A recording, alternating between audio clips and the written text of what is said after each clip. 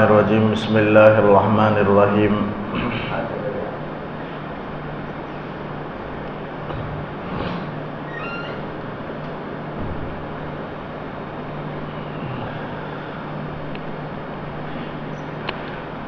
وقال الذين لا يعلمون لولا يكلمنا الله أو تأتينا آية كذلك قال الذين من قبلهم مثل قولهم تشابهت قلوبهم قد بینا الآیات لقوم یوقنون۔ اور ان لوگوں نے بھی کہا جو بالکل نہیں جانتے۔ آیت کا ترجمہ ہے سورہ بقرہ کے 14ویں رکوع کی آیت ہے، جس میں اللہ تعالیٰ یہ بیان کر رہا ہے کہ کافر مشرک یہود نصارہ جس طرح آپ صلی اللہ علیہ وسلم سے سوالات کیا کرتے تھے اور جو باتیں جو معجزات طلب کیا کرتے اور جو باتیں آپ سے پوچھتے تھے وہی باتیں مشرکین بھی آپ سے پوچھتے تھے، تو گویا دونوں کے دل ایک جیسے ہیں۔ یہ کفار مکہ مشرکین کے دل بھی امم ماضیہ کے سابقہ امت کے گروہوں کے ان کے دل کی طرح ہیں۔ جیسے ان کے دلوں میں اعتراض ہوا، ان کے دلوں میں نبی کے لیے سوالات ہوئے، اسی طرح کے سوالات مشرکین بھی کیا کرتے تھے۔ تو اللہ تعالیٰ یہاں عرض کر رہا ہے کہ دونوں کے دل ایک جیسے ہیں، تو گویا دونوں کافر ہیں، مشرک بھی کافر، یہود بھی کافر، نصرانی بھی کافر ہیں، مشرک بھی کافر ہیں۔ تو مسلمانوں کو تنبیہ کیا جا رہا ہے کہ جس طرح وہ نبی کے لیے اعتراض کرتے ہیں، نبی سے معجزات کو طلب کرتے ہیں، اس طرح تم نبی سے معجزات طلب مت کرو۔ جو از خود معجزات نبی صلی اللہ علیہ وسلم بتا دیں وہی کافی ہیں ایمان لانے کے لیے۔ اسی کا اللہ تعالیٰ نے ذکر کیا، فرمایا وقال الذین لا یعلمون۔ لا یعلمون سے مراد جو کچھ بھی نہیں جانتے، امی جسے کہتے ہیں، یعنی ان پڑھ، جو لکھنا پڑھنا نہیں جانتے ہیں، اس سے مراد مشرکین عرب ہیں، وہ کفار مکہ ہیں، وہ لکھنا پڑھنا نہیں جانتے تھے، امی تھے۔ تو قرآن اسی سے ان کو یاد کر رہا اور کہتا ہے کہ ان لوگوں نے بھی کہا جو بالکل نہیں جانتے، امی ہیں، کیا کہا کہ لولا یکلمنا اللہ او تأتینا آیہ، کیوں نہیں اللہ تعالیٰ ہم سے کلام کرتا، ہم سے اللہ تعالیٰ بات کیوں نہیں کہتا۔ آپ صلی اللہ علیہ وسلم سے کہتے تھے کہ اگر اللہ تعالیٰ خود ہم سے کہہ دے کہ آپ صلی اللہ علیہ وسلم محمد صلی اللہ علیہ وسلم میرے رسول ہیں، اگر اللہ خود ہم سے بات کرے اور کہہ دے تو ہم آپ کی بات مان لیں گے، اللہ تعالیٰ کیوں نہیں کہتا خود سے؟ یہ اعتراض کرنے لگے۔ حالانکہ اگر اللہ تعالیٰ کہے، جیسے موسیٰ علیہ السلام ہی اللہ کی تجلی کو برداشت نہیں کر سکے، اللہ کے آواز کو کہاں سے وہ برداشت کر سکتے ہیں، اور اللہ تعالیٰ کا دیدار کیسے کر سکتے ہیں؟ ناممکن ہے، دنیا میں یہ چیز نہیں ہو سکتی، لیکن وہ مانگ کر رہے تھے۔ یہ ان کے لیے ہلاکت ہے، بربادی ہے، تباہی ہے۔ یہ اور بات ہے، اللہ تعالیٰ ہر طرح کے معجزات کو پورا کر سکتا ہے۔ کفار مکہ جیسے کہے کہ پورے پہاڑ کو ہٹا دیا جائے اور مکے کو بڑا شہر بنا دیا جائے، پہلے بڑا شہر ہی ہے لیکن اور وسیع کر دیا جائے، جو پہاڑی علاقے ہیں اسے ہٹا کر اسے سادہ زمین کر دیا جائے، یا پہاڑ کو سونا بنا دیا جائے، یہ ان کے مطالبات تھے۔ اللہ تعالیٰ پورا کر سکتا ہے، لیکن وہ جو مانگ رہے ہیں وہ ان کے لیے تباہی ہے، اس لیے اللہ تعالیٰ پورا نہیں کر رہا۔ ایک حدیث میں آتا ہے، آپ صلی اللہ علیہ وسلم سے اللہ تعالیٰ نے پوچھا، اے نبی یہ جو معجزات طلب کرتے ہیں کیا میں ان کو پورا کر دوں؟ اگر میں پورا کر دوں اور اس کے بعد وہ ایمان نہ لائیں تو ان کی ہلاکت یقینی ہے، یا میں ان کے مطالبے کو پورا نہ کروں، ایسے ہی چھوڑ دوں زندہ مہلت دے کر۔ دو میں سے کون سی بات ہے؟ اللہ کے رسول صلی اللہ علیہ وسلم نے فرمایا، اے اللہ ان کے مطالبات کو تو پورا نہ فرما بلکہ ان کو زندہ چھوڑ دے، تاکہ ہو سکتا ہے کسی نہ کسی موقع پر ان کو ہدایت نصیب ہو جائے، ان کے اولاد کو ہدایت نصیب ہو جائے۔ اللہ کے رسول صلی اللہ علیہ وسلم نے خود منع فرمایا، ورنہ اللہ تعالیٰ چاہتا تو مطالبہ پورا کر سکتا، ہر کام کر سکتا ہے اللہ تعالیٰ۔ تو یہ جو مطالبہ کر رہے پہاڑ کو سونا بنا دے، بنا سکتا ہے، لیکن اس کے بعد اگر ایمان نہیں لائیں اور تعویلات کریں تو پھر اللہ کا غضب اٹھے گا، فوراً یہ ہلاک و برباد ہو جائیں گے۔ تو ان کو آپ صلی اللہ علیہ وسلم رحمت للعالمین بن کر آئے، ان کو ہلاکت سے بچانا ہے، اس لیے اللہ سے انکار کر دے اور کہے کہ اللہ تو ان کا ایسے ہی چھوڑ دے۔ جو از خود اللہ تعالیٰ معجزات نبی کے ذریعے سے جو دکھاتا تھا، یقین رکھنے والی قوم کے لیے وہی معجزات کافی ہیں، تو یہاں مسلمانوں سے بھی گویا یہ سبق ہے مسلمانوں کو بھی کہ مزید مطالبات معجزات کا نبی سے نہ کریں، بلکہ جو آپ صلی اللہ علیہ وسلم معجزات دکھائیں وہی ایمان لانے والے کے لیے کافی ہیں۔ فرمایا لولا یکلمنا اللہ، کیوں نہیں اللہ تعالیٰ ہم سے بات کرتا، او تاتینا آیا، یا وہ آیت وہ نشانی کیوں نہیں آتی جو ہم آپ کی تصدیق کے لیے مطالبہ کر رہے ہیں، آپ کو سچا ماننے کے لیے جو معجزہ ہم مانگ رہے وہ معجزہ کیوں نہیں صادر ہوتا ہے، وہ آیت وہ نشانی کیوں نہیں آتی ہے۔ یہ کفار مشرکین سوال کرنے لگے۔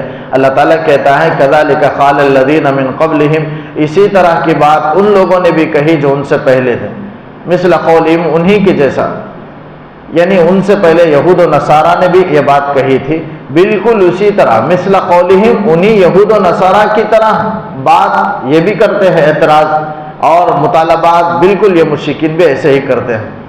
اللہ تعالیٰ کہتا ہے تشابہت قلوبہم، ایسا لگتا ہے دونوں کے دل یکساں ہیں، ایک جیسے ہیں۔ قد بینا الآیات لقوم یوقنون، ہم نے تو نشانیاں بیان کر دی ہیں، پوری آیات پوری نشانیاں کھول کھول کر ہم نے واضح کر دی ہیں یقین رکھنے والی قوم کے لیے، یعنی مسلمانوں کے لیے اتنا کافی ہے کہ جو بھی معجزہ حضور دکھا رہے وہ سمجھتے ہیں کہ یہ من جانب اللہ ہے اور آپ اللہ کے سچے نبی ہیں اور معجزے کو مانتے اور ایمان لاتے ہیں۔ لیکن یقین رکھنے والوں کے لیے تو اتنا کافی ہے، نہ ماننے والوں کے لیے ہزار دلائل ہیں، پھر بھی اگر ان کے نصیب میں مقدر میں ہدایت نہیں ہے تو پھر یہ معجزات بھی کام نہیں دیں گے۔ آگے فرمایا انا ارسلناک بالحق بشیرا ونذیرا، اے نبی ہم نے آپ کو حق کے ساتھ بھیجا ہے، یعنی ہدایت کے ساتھ بھیجا ہے، پوری انسانیت کو تباہی سے گمراہی سے نکالنے کے لیے اللہ تعالیٰ نے آپ صلی اللہ علیہ وسلم کو بھیجا ہے۔ پوری انسانوں کو ہلاکت و بربادی کے لیے اللہ نے نہیں بھیجا، بلکہ انسانوں کو ہدایت کی طرف لانے کے لیے، بچانے کے لیے، عذاب جہنم سے بچانے کے لیے حق کے ساتھ ہدایت کے ساتھ ہم نے بھیجا ہے۔ بشیر و نذیرہ، آپ کی دو صفت اللہ تعالیٰ نے یہاں بیان کی کہ بشیر بنا کر کے بھیجا، نذیر بنا کر کے بھیجا۔ بشیر کے معنی ہے خوشخبری دینے والا۔ کس کی خوشخبری؟ جو آپ صلی اللہ علیہ وسلم کی اطاعت کرے، آپ کی بات کو مانے، ان کے لیے جنت کی خوشخبری دینے والا بنا کر کے بھیجا آپ کو، اور جو آپ کی اطاعت نہ کرے، اللہ کا حکم نہ مانے، اس کے لیے ایمان نہ لائے، اس کے لیے جہنم کے عذاب سے ڈرانے والا۔ نذیر کے معنی ڈرانے والا، بشیر کے معنی خوشخبری سنانے والا، اور ڈرانے والا بھی وحشتناک نہیں، جیسے کوئی درندہ آ کر کے قریب میں آئے تو انسان وحشتناک ڈر جاتا ہے، خوف زدہ ہو جاتا ہے، ایسا وحشتناک خوف مراد نہیں ہے، بلکہ محبت سے ڈرانا۔ نذیر کے معنی ہے دل میں محبت رکھ کر کے، جیسے باپ اپنے بیٹے کو ڈراتا ہے صرف محبت کی وجہ سے، شاگرد استاد شاگرد کو ڈراتا ہے صرف محبت کی بنیاد پر۔ ہر استاد یہی چاہتا ہے کہ وہ طالب علم کی اصلاح ہو جائے، وہ ترقی کر جائے۔ کوئی استاد یہ نہیں چاہتا کہ طالب علم ترقی نہ کرے، کوئی یہ نہیں چاہتا کہ طالب علم بگڑ جائے، اور کوئی باپ یہ نہیں چاہتا کہ بیٹا بگڑ جائے، بیٹا ناکام ہو جائے، بلکہ ہر باپ یہی چاہتا ہے کہ ترقی کرے۔ اس لیے محبت سے وہ تجربات کو سکھاتا ہے، ڈراتا ہے، اور نامناسب چیزوں سے وہ بچنے کی تعلیم دیتا ہے۔ بہرحال یہ سب محبت کی وجہ سے، ایسی اس سے زیادہ کئی گنا ہمارے محسن اعظم آپ صلی اللہ علیہ وسلم ہیں، تو کیسی محبت سے آپ ڈراتے ہوں گے۔ حرص تھی آپ کو کسی بھی طریقے سے یہ جہنم سے نکل کر کے جنت میں جانے والا، آپ ہمیشہ خوف زدہ رہتے تھے۔ تو اس لیے اللہ تعالیٰ یہاں تسلی کے لیے آپ کو فرمایا کہ اے نبی آپ کو پریشان جو آپ کی تبلیغ پر جو ایمان لائے اس کے لیے جنت کی بشارت ہے، اور بشارت دینے والا آپ کو بنا کر بھیجا، اور جو ایمان نہ لائے اس کے لیے جہنم سے ڈرانے والا بنا کر کے بھیجا ہے۔ وَلَا تُسْأَلُ عَنْ أَصْحَابِ الْجَحِيمِ، دوزخیوں کے بارے میں آپ پوچھے نہیں جائیں گے، یعنی آپ کی ذمہ داری تو صرف پہنچا دینا ہے، ایمان قبول کرانا یہ آپ کی ذمہ داری نہیں ہے۔ وہ لوگ ایمان لا لیں ایسی کوشش کرنا، ایسا اصرار کرنا یہ آپ کی ذمہ داری نہیں ہے۔ آپ کی ذمہ داری تو صرف پہنچانا ہے، تبلیغ کے معنی ہی پہنچانا۔ تو کام ہر ایک کی ذمہ داری یہی ہے کہ دین کی بات دوسرے تک پہنچا دے، یہ آپ صلی اللہ علیہ وسلم کا فریضہ ہے، کار نبوت ہے، آپ کا کام ہے۔ تو آپ صلی اللہ علیہ وسلم بھی یہی کیا کہ حد درجہ آپ نے پورا تبلیغ کا آپ نے حق ادا کر دیا، اور آپ ہمیشہ فکر مند غم زدہ رہتے تھے۔ آپ کسی کو دعوت دیے وہ نہیں مانا، کئی بار کہنے کے بعد بھی، یہاں تک کہ 70 مرتبہ گھر پر جاتے اور بارش کے موقع پر رات کی تاریکی میں جاتے، سخت بارش میں جاتے، ہو سکتا ہے کہ دل میں اسے رحم آ جائے اور میری بات کو مان لے. اس لیے آپ سے ایسے وقت میں، بہت وقت میں جانے کے بعد بھی آپ نے بات پہنچا دی، کما حق آپ نے بات پہنچائی، آپ نے اپنا تبلیغ کا حق ادا کر دیا. آپ صلی اللہ علیہ وسلم نے آپ کی آپ نے کوئی کمی اور کوتاہی نہیں فرمائی. یہ ہمارا عقیدہ، آپ نے پورا پہنچا دیا. اور اللہ تعالیٰ نے بھی کہا کہ اے نبی آپ نے پورا پہنچا دیا، اور آپ ہمیشہ فکر مند بھی رہتے ہیں. ایسا فکر مند مت رہیے کہ اپنے آپ کو آپ ہلاک کر دیں گے. لعلک باخع نفسک علی آثارہم، آپ اللہ نے منع کیا کہ آپ غم زدہ نہ ہوں. یہ تسلی ہی کے لیے اللہ نے آیت نازل فرمائی کہ جہنم میں جائیں گے تو آپ سے نہیں پوچھا جائے گا، آپ غمگین نہ ہوں، غمزدہ نہ ہوں، پریشان نہ ہوں. آپ کی ذمہ داری تو صرف پہنچا دینا ہے. جب آپ نے بات پہنچا دی تو آپ کی ذمہ داری پوری ہو گئی، لہذا آپ کو فکر کرنے کی ضرورت نہیں. اس کے باوجود آپ صلی اللہ علیہ وسلم مؤمنوں پر بڑے حریص تھے ایمان لانے کے سلسلے میں، کہ لوگ ایمان میں آئیں تاکہ وہ کامیاب ہوں. آپ صلی اللہ علیہ وسلم اس بات کا حرص رکھتے تھے. حریص علیکم بالمؤمنین رؤوف الرحیم. آپ صلی اللہ علیہ وسلم کے لیے اللہ نے بیان فرمایا کہ مومنوں پر وہ بہت نرم دل تھے، رحیم تھے، اور حرص رکھتے تھے ایمان کی کہ ہر ایک ایمان کے اندر آ جائے اور کامیاب ہو جائے. آپ صلی اللہ علیہ وسلم اس لیے حد درجہ آپ راتوں میں تڑپتے اور اللہ سے دعائیں مانگتے اور خوب محنت کرتے، تبلیغ کیا کرتے تھے. تو اللہ نے آپ کو تسلی دی کہ اگر جہنمی کافر جہنم میں جائیں گے تو آپ سے نہیں پوچھا جائے گا ان جہنمیوں کے بارے میں. وَلَن تَرْضَىٰ عَنْكَ الْيَهُودُ وَلَا النَّصَارَىٰ حَتَّىٰ تَتَّبِعَ مِلَّتَهُمْ.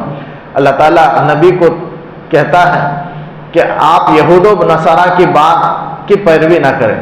آپ وہ جتنا بھی تانا دیں ان کی باتوں کی پرواہ نہ کریں، بلکہ اللہ نے جو حکم دیا ہے آپ اس کے دین کی راہ پر چلتے رہیں. بس فرائض کو، احکامات کو آپ بجا لاتے رہیں، ان کی باتوں کی طرف آپ دھیان نہ دیں. ان کو خوش کرنے کی آپ فکر نہ کریں، اس لیے کہ وہ کبھی بھی خوش نہیں ہو سکتے یہود و نصارہ. آپ صلی اللہ علیہ وسلم نے خوش کرنے کے بلکہ احکامات اللہ نے ہی خود ایسے اتارے. جیسے بیت المقدس یہود و نصارہ کا قبلہ ہے، ہمارا بھی پہلا قبلہ تھا، بعد میں مسجد حرام ہو گیا. تو بیت المقدس جو یہودیوں کا قبلہ ہے، دونوں کا وہی قبلہ ہے لیکن رخ الگ الگ ہے، ایک کی شمال کی طرف، جنوب کی طرف.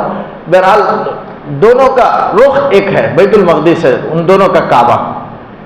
آپ صلی اللہ علیہ وسلم نے ان کی طرف رخ کرے، لیکن پھر بھی وہ دشمنی میں، حسد میں آپ سے ناراض ہی تھے. تو اللہ تعالیٰ کہتا ہے آپ بیت المقدس کی طرف بھی رخ کیے ہوئے تھے، اس کے باوجود بھی وہ ان کے قبلے کی طرف رخ کیے. اس لیے آپ سے بہتر سلوک انہوں نے نہیں کیا، بلکہ آپ کے ساتھ بدسلوکی ہی کرتے رہے.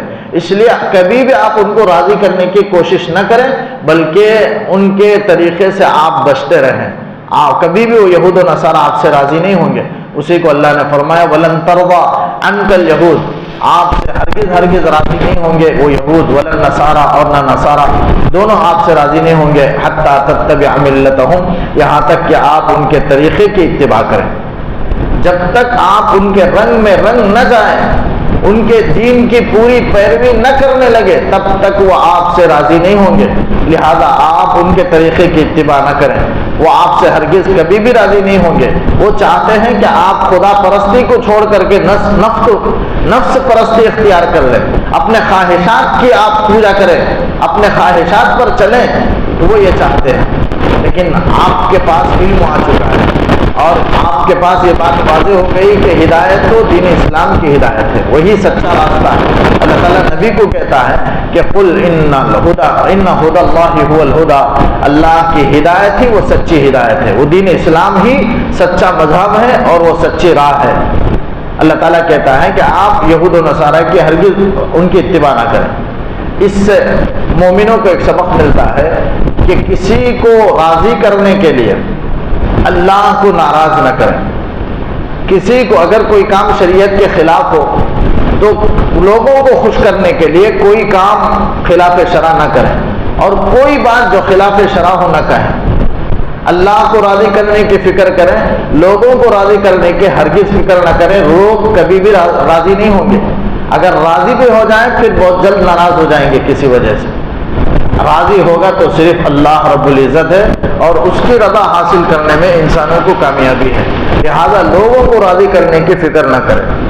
جیسے والدین کو راضی کرنا، خلاف شرع کام کر کے اگر کوئی ایسا کرے تو گنہگار ہوگا. جیسے اولاد اپنے ماں باپ اپنے اولاد کو حکم دے خلاف شرع کا، تو اب مسئلہ یہ ہے کہ والدین کی اب بات نہ مانے بلکہ اللہ کی اطاعت کرے، اسلامی تعلیم کے مطابق عمل کرے. مثلا ماں باپ کہتے ہیں داڑھی موننے کو، تو اب حکم یہ ہے کہ داڑھی رکھے، ان کے حکم کی خلاف ورزی کرے.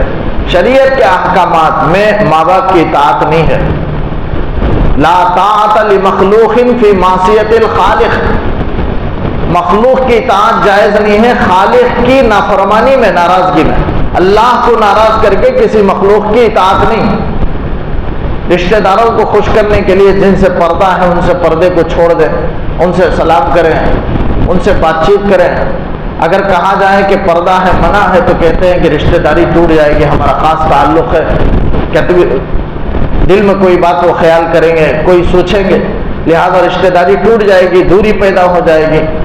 یہ صلہ رحمی، ایسی صلہ رحمی کا شریعت حکم نہیں دیتا کہ شریعت کے احکامات کا پاس و لحاظ نہ کرے، توڑ کر کے رشتہ داری قائم کرے.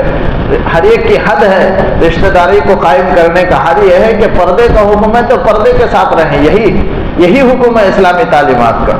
رشتہ داری کا صلہ رحمی کا یہ مطلب نہیں ہے کہ وہ پردے کے حکم کو توڑ کر کے سامنے آئے، خلاف شرع کام کرے، بے پردہ ہو، اس کی اجازت نہیں ہے. لوگ کہتے ہیں کہ رشتہ داری ہے کیا کرے، سامنے آنا ہی پڑتا ہے تقریبات میں. یہ بالکل ناجائز ہے.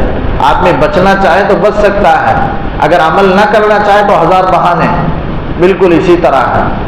تو کبھی بھی رشتہ داروں کو، ماں باپ کو، کسی کو خوش کرنے کے لیے کوئی کام نہ کرے، خلاف شرع کام نہ کرے. اللہ کو راضی کرنے کی فکر کرے. اللہ راضی ہوگا تو سب راضی ہو جائیں گے. اللہ تعالیٰ حدیث میں ہے جو کوئی اللہ کو راضی کر لے اللہ تعالیٰ سب کے دلوں میں اس کی محبت ڈال دیتے ہیں، سب اس سے راضی ہو جاتے ہیں. لیکن لوگوں کو ناراض کرنے کے لیے اگر اللہ کو ناراض کرے تو پھر حدیث میں آتا ہے جو اللہ کو ناراض کر دے اللہ تعالیٰ سب کے دل میں بغض ڈال دیتے ہیں، نفرت ڈال دیتے ہیں، سب اس سے نفرت کرنے لگتے ہیں. چاہے تم مخلوق کو کتنی ہی راضی کرنے کی فکر کرو، کوشش کرو، تو مخلوق کی اطاعت نہیں ہے خالق کے نافرمانی میں. تو کسی کی نافرمانی، جیسے کسی شاعر نے کہا سب کو اپنا کر کے دیکھا، ہم کو اپنا کر کے دیکھا، یعنی ہم نے سب کو اپنا کیا، کوئی راضی نہیں ہوئے ہم سے آخر کا. اس لیے شاعر کہتا ہے سب کو اپنا کر کے دیکھا، اب رب کو آخر میں رب کو اپنا کر کے دیکھو، اس کے اندر کیا مزہ ہے اور کیسی کامیابی اور ترقی ملتی ہے. تو کہتا ہے کہ سب کو اپنا کر کے دیکھا، اب رب کو اپنا کر کے دیکھ. سب تماشے کر چکا، اب یہ تماشا کر کے دیکھ. یہ تماشا قرآن شریعت پر چلنے کا جو تماشا ہے، کر کے گاڑی کر کے دیکھا، کر کے سگریٹ کر کے دیکھ، اس میں کہاں ہے، کر کے سنت کر کے دیکھا، کر کے سود کر کے دیکھ، یعنی سنت کو چھوڑ کر کے ہم نے دیکھا. اب سود کو ذرا چھوڑ کر کے دیکھیں تو کیا ہے. تو سب کو اپنا لیا، رب کو اپنا کر کے دیکھو. تماشا کر چکا بھی تماشا کر شاید کوئی کہتا ہے. آپ صلی اللہ علیہ وسلم کو اللہ تعالیٰ نے کہا وَلَئِنِ اتَّبَعْتَ أَهْوَاءَهُمْ بَعْدَ الَّذِي جَاءَكَ مِنَ الْعِلْمِ.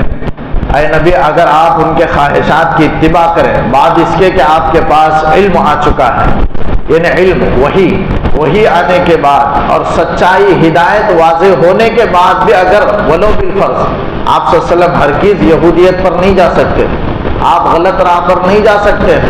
ان کی خواہشات، نفس کی خواہشات کے مطابق ان کے خواہشات کی پیروی نہیں کریں گے. ولو بالفرض کے معنی ہے اگر مان لے، وہ نہیں ہو سکتا لیکن ذہن میں تھوڑی دیر رکھ لے. تو اللہ تعالیٰ کہتا ہے کہ ما لک من اللہ من ولی ولا نصیر. اللہ کا عذاب آئے گا، آپ کا اللہ کے پاس کوئی ولی دوست نہیں ہوگا اور اللہ سے کے عذاب سے بچانے والا کوئی مددگار نہیں ہوگا. اللہ تعالیٰ نبی سے کہتا ہے کہ اگر آپ ان کے خواہشات کی اتباع کر لیں علم آ جانے کے بعد تو ما لک من اللہ من ولی ولا نصیر، اللہ کے پاس آپ کا کوئی ولی بھی نہیں ہوگا جو آپ کی حفاظت کر سکے، ولا نصیر، اور کوئی مددگار بھی نہیں ہوگا جو آپ کو اللہ کے عذاب سے بچا سکے.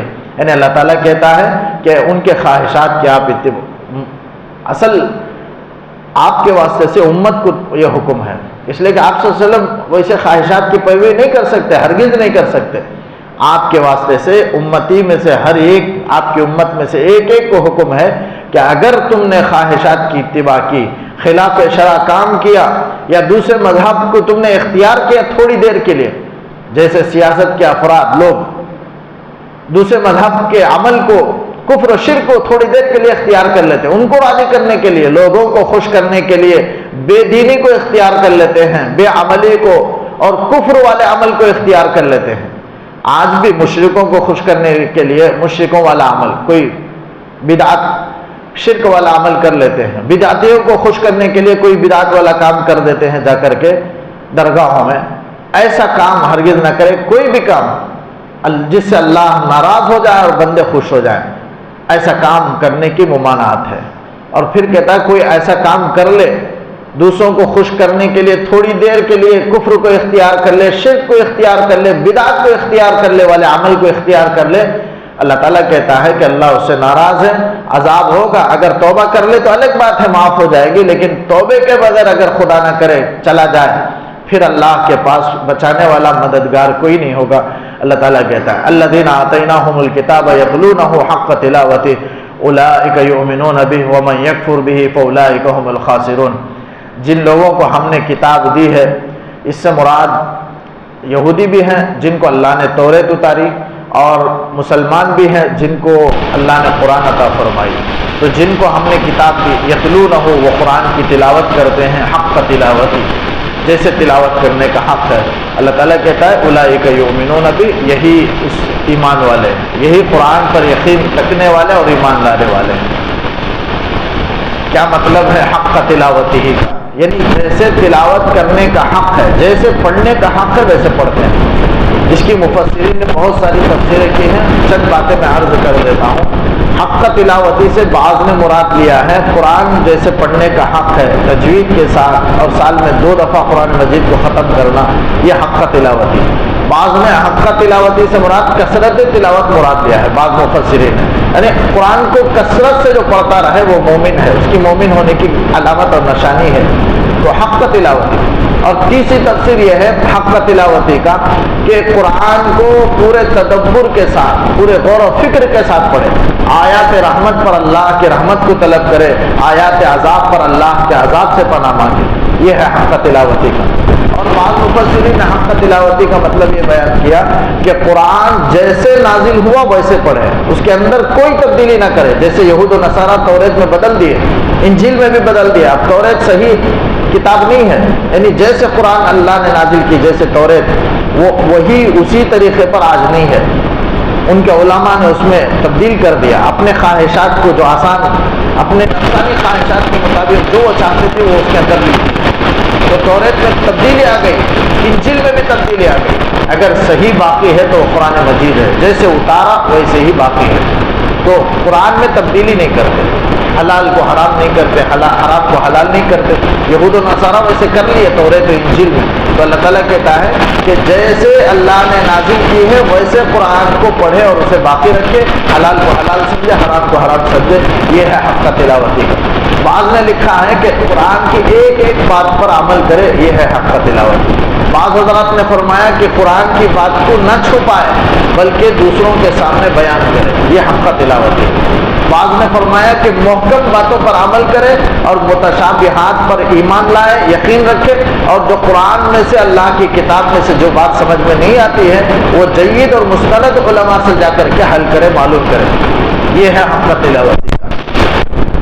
اولئک یؤمنون بہ، یہی لوگ ایمان لانے والے ہیں، ومن یکفر بہ فاولئک هم الخاسرون، اور جو اس کے ساتھ، قرآن کے ساتھ کفر کرے گا، قرآن کو نہ مانے، اولئک هم الخاسرون، یہی لوگ خسارے والے ہیں، یعنی جہنم میں ان کے لیے خسارہ ہے۔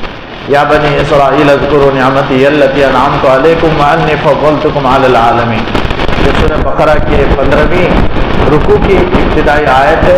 اللہ تعالیٰ بنی اسرائیل سے خطاب کر کے کہتا ہے اے بنی اسرائیل، بنی اسرائیل سے مراد یعقوب علیہ السلام کے اولاد، ان کو بنی اسرائیل کہا جاتا ہے۔ جیسے مشہور ہے موسیٰ علیہ السلام کی قوم، یعنی وہ اس بنی اسرائیل میں جو پیغمبر مشہور ہوئے موسیٰ علیہ السلام، تو اس لیے موسیٰ علیہ السلام کے قوم کو بنی اسرائیل کہہ دیا جاتا ہے۔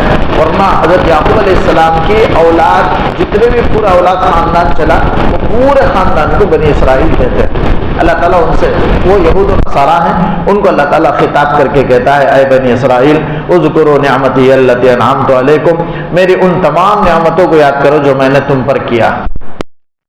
سورہ بقرہ کے شروع میں تقریباً آدھے پارے تک اللہ تعالیٰ بنی اسرائیل پر کیا کیا نعمتیں اللہ اتارا، آسمان سے من و سلوہ اتارا کھانے کے لیے، اگر میدان میں جاتے تھے انہوں نے دھوپ کی وجہ سے سایہ کی شکایت کی، مطالبہ کیا سایہ کا، تو اللہ تعالیٰ نے سایہ بھی عطا فرمایا، جو جو مانگے ساری چیزیں اللہ نے دی، تمام عالم والوں پر فضیلت دی، اس زمانے کے تمام لوگوں پر ان کا مقام بہت بلند تھا، علم والا بنایا تھا، علم عطا کیا تھا، بہت ساری دولتیں اللہ نے دی، پوری فراوانیاں، پوری نعمتیں دی، جو بھی مانگتے اللہ وہ چیزیں ان کو عطا فرماتا، لیکن اس کے باوجود اللہ کے حکم کی نافرمانی کرتے رہے۔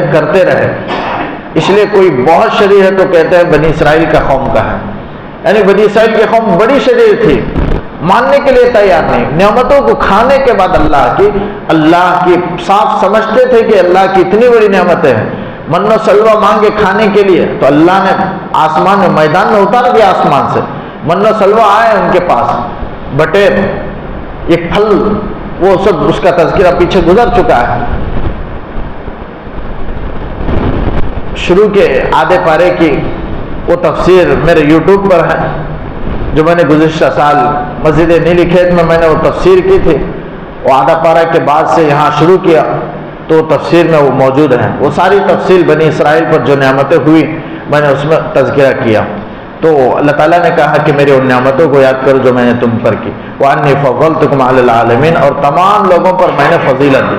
اب تمام لوگوں پر اللہ نے فضیلت دی ہے، مطلب یہ ہے کہ اس زمانے کے لوگ جتنے عالم اس زمانے میں جو آباد تھے ان قوموں پر اللہ نے، بنی اسرائیل کے قوم کو اللہ نے فضیلت دی تھی۔ یہ مطلب نہیں ہے کہ قیامت تک تمام عالم پر اللہ نے فضیلت دی، امت محمدیہ پر بھی فضیلت ان کو حاصل ہے، ایسا نہیں ہے، بلکہ امت محمدیہ تمام امتوں میں سب سے افضل امت محمدیہ ہے، آپ صلی اللہ علیہ وسلم کی امت ہے۔ تو اس لیے یہاں مراد ہے اس زمانے کے جو امتیں تھیں ان پر اللہ نے ان کو فضیلت دی تھی، فوقیت عطا فرمائی تھی، فضیلت دی تھی۔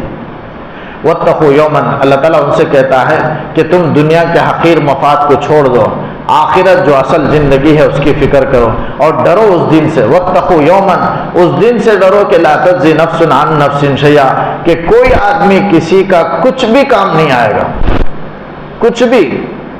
آخرت میں ہر ایک کو اپنی فکر ہوگی، اس لیے کہ وہ دن ایسا وحشتناک ہوگا، انسان اپنی ماں کو بھی بچانے کی فکر نہیں کرے گا، اپنی ماں کو دیکھ کر کے بھاگے گا، کہیں ماں نیکی نہ پوچھ لے، ایک نیکی بھی اگر وہ ایک نیکی کی بہت انسان پچھتائے گا، ایک نیکی بھی اگر دے دوں گا تو پھر میری نجات اس کے لیے مشکل دکھے گی، اس لیے وہ بھاگے گا، دور سے دیکھ کر کے باپ کو دیکھ کر بھاگ جائے گا، دوسری راہ کو اختیار کر لے گا، ماں کو دیکھے گا، باپ کو۔ قرآن خود کہتا ہے یوم یفر المرء من اخیہ، جس دن بھاگے گا اپنے بھائی سے، وہ امہ اپنے ماں سے، وہ ابی اپنے باپ سے، وہ صاحبت اپنے بیوی سے، وہ بنی اپنے اولاد سے، اپنے بیٹے کو دیکھ کر بھاگے گا، اپنی بیٹی کو دیکھ کر بھاگے گا، کہیں وہ مجھ سے نیکی نہ پوچھ لے اور میں دے دوں تو پھر میری نجات مشکل ہو جائے اور میرا وزن ہلکا پڑ جائے۔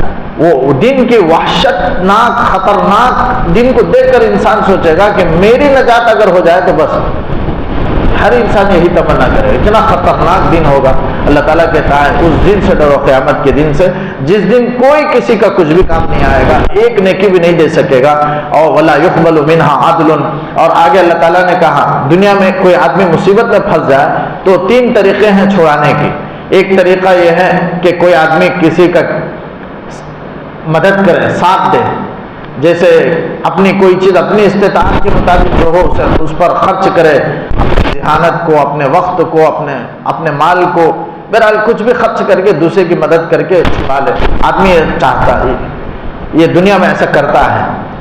اور ایک کرتا ہے کہ کوئی مال فدیہ وغیرہ دے کر کے چھڑا لیتا ہے، کوئی ضمانت میں اتنا مال ادا کر کے قیدی کو چھڑا لیتا ہے۔ کوئی آدمی مصیبت میں پھنس جائے تو چھڑانے کے 3 طریقے، ایک مال فدیہ دے کر کے چھڑا لینا، یعنی تو کوئی بڑے آدمی کی سفارش سے آدمی قیدی کو باہر نکال لیتا ہے، چھڑا لیتا ہے، یا کسی بھی طریقے سے مدد کر کے، مالی تعاون سے یا اپنی طاقت کے ذریعے سے دوسرے کی مدد کر کے اسے مصیبت سے باہر نکالتا ہے۔ قیامت میں یہ تینوں طریقے کام نہیں آئیں گے۔ آدمی مال دینا چاہے، کوئی کافر جہنم سے بچنے کے بجائے یہ کہے کہ میں دنیا بھر جو زمین ہے اتنی بھر کر سونا دے دوں گا، اللہ تعالیٰ سے کہے کہ میں سونا دے دوں گا، مجھے جنت میں بھیج دے، تو قرآن کہتا ہے فَلَن يُقْبَلَ مِنْ أَحَدِهِمْ مِلْءُ الْأَرْضِ ذَهَبًا، تیسرے پارے کے آخری آیت ہے، اللہ تعالیٰ کہتا ہے زمین بھر سونا بھی اگر فدیے میں دینا چاہے اپنے عذاب سے بچنے کے لیے تو فَلَن يُقْبَلَ مِنْهُ، ہرگز اس کی طرف سے وہ قبول نہیں کیا جائے گا، اسے جہنم میں جانا ہی ہوگا، اللہ تعالیٰ کہتا ہے۔ تو ایک تو فدیہ ہے، وہاں کام نہیں آئے گا، وَلَا تَنفَعُهَا شَفَاعَةٌ، اور کوئی سفارش ہے، کوئی مسلمان ہے، اس کا کوئی پکا دوست تھا فاسق فاجر، وہ جہنم میں چلا گیا، اللہ تعالیٰ سے کھڑے ہو کر سفارش کر رہا ہے، وہاں اس کی سفارش قبول نہیں کی جائے۔ کوئی کافر جہنم میں چلا گیا، دوست ہے، اللہ تعالیٰ سے کہتا ہے اسے جہنم سے نکال کر کے جنت میں بھیج دے، ایسی کوئی سفارش وہاں نفع نہیں دے گی۔ وَلَا تَنفَعُهَا شَفَاعَةٌ، شفاعت ہوگی تو صرف مسلمانوں کے لیے ہوگی، وہ بھی مخصوص افراد کریں گے، ہر آدمی کے لیے شفاعت کی اجازت نہیں ہوگی۔ یعنی شفاعت کا مطلب یہ ہے کہ اللہ کے سامنے سفارش کرنا، اسے جنت میں بھیجنے کی، وہ ہر آدمی نہیں کر سکتا، بلکہ جن کو اللہ تعالیٰ نے، اللہ کے نبی نے بتایا ہے، حفاظ کرام سے شفاعت کریں گے، علماء شفاعت کریں گے، معذنین شفاعت کریں گے، انبیاء شفاعت کریں گے، اولیاء شفاعت کریں گے، شہداء شفاعت کریں گے۔ اللہ تعالیٰ کی طرف سے جن کو حکم ملا وہی سفارش، یعنی ان کو ہمت تبھی ہوگی، اس کے بغیر اللہ کے سامنے آنے کی اور سوچنے کی بھی ہمت نہیں ہوگی، کوئی سفارش نہیں کر سکتا۔ تو یہاں فرمایا وَلَا تَنفَعُهَا شَفَاعَةٌ، کوئی سفارش بھی وہاں نفع نہیں دے گی، وَلَا هُمْ يُنصَرُونَ، اور وہ مدد بھی نہیں کیے جائیں گے، کسی بھی طریقے سے عذاب سے چھٹکارے کے لیے کوئی مدد بھی نہیں کرے گا۔ اللہ تعالیٰ ہم سب کی حفاظت فرمائے، قرآن تعلیمات پر عمل کی توفیق دے۔ اللهم صل على سيدنا محمد وعلى آل سيدنا محمد وبارك وسلم عليه۔ ربنا آتنا في الدنيا حسنة وفي الآخرة حسنة وقنا عذاب النار۔ ربنا ظلمنا أنفسنا وإن لم تغفر لنا وترحمنا لنكونن من الخاسرين۔ اللهم إنا نسألك الهدى والتقى والعفاف والغنى۔ صل على النبي محمد وآله وصحبه أجمعين برحمتك يا أرحم الراحمين، والحمد لله رب العالمين۔